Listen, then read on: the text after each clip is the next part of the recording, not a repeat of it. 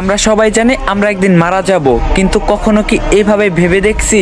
আসুন একটু ছোট্ট করে কল্পনা করা যাক। ধরুন আপনি মারা গেছেন, আপনাকে কাপড় দিয়ে ঢেকে রাখা হবে, আপনাকে সবাই দেখতে আসবে, সবাই কান্নাও করবে।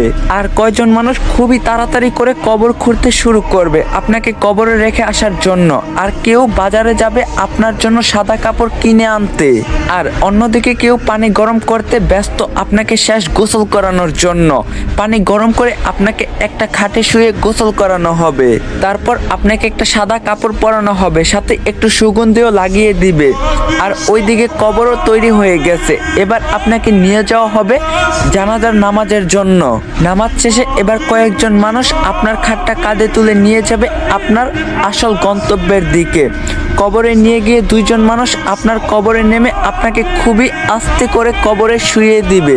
সাদা কাফনে মোড়ানো আপনার লাশের বাঁধন খুলে দিবে আর আপনার মুখটা বের করে দিবে। তারপর তারা উঠে আসবে আপনাকে একা রেখে। তারপর আপনার কবরের উপর বাঁশ বিছানো হবে ঢেকে দেওয়ার জন্য। এবার সবাই আপনার কবরে মাটি দিচ্ছে আর চলে যাচ্ছে। আপনার উপরে বিছানো বাঁশের ফাঁকা দিয়ে আপনার উপর কিছু মাটিও পড়ছে।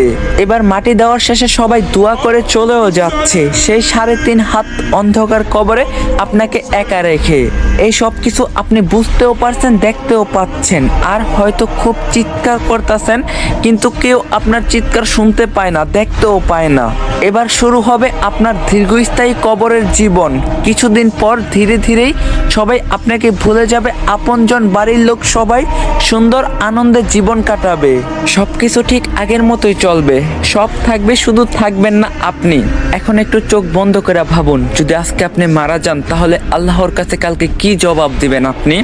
চেষ্টা করবেন 5 ওয়াক্ত নামাজ পড়ার। আর বহুদিন পর ইসলামিক কন্টেন্ট নিয়ে ব্যাক করলাম। ভিডিওটা কেমন লাগছে অবশ্যই কমেন্টে জানাবেন। তো দেখা হবে নেক্সট ভিডিওতে। আল্লাহ হাফেজ।